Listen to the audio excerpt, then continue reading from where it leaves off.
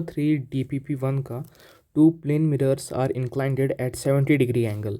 A ray incident on one mirror at an angle theta after reflection falls on the second mirror and it is reflected from there parallel to the first mirror.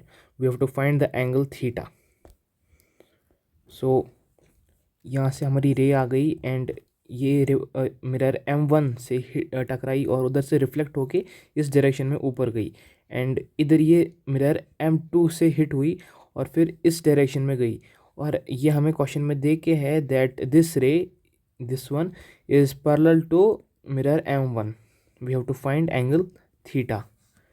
सो पहले हम एक diagram बना लेते हैं as this is the ray and this is the mirror और ये हम आप मान लीजिए मिरर M2 है. Okay, mirror M2.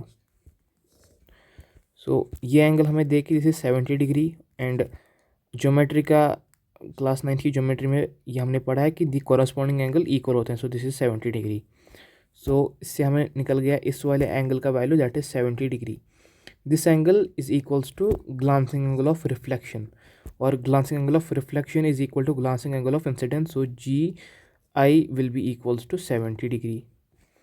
अब हम देख सकते हैं कि ये जो फिगर है this is triangle. Okay, triangle का अगर हम एंगल सम प्रॉपर्टी करें सो उसका 180 डिग्री आना चाहिए इंटीरियर एंगल्स का सम और हमारे पास दो एंगल्स हैं, one is 70 and another is also 70. So 70 + 70 + x, let this angle be x, should be equal to 180 minus 180 degrees minus 140 degrees is equals to x. So x का value हमें आ गया 40 degrees. So x is equals to 40. अब x इधर क्या है, x mirror M1 पे glancing angle of reflection है और हमें पता है glancing angle of reflection plus reflected angle of reflection is equals to 90 degree. So glancing angle का हमें वैल्यू पता है that is 40 degree plus r is equals to 90. So r का वैल्यू हमें आ गया 50 डिग्री और r ही तो हमारा थीटा था. So theta is equals to 50 degrees. ये हमारा आंसर आ गया. Thank you.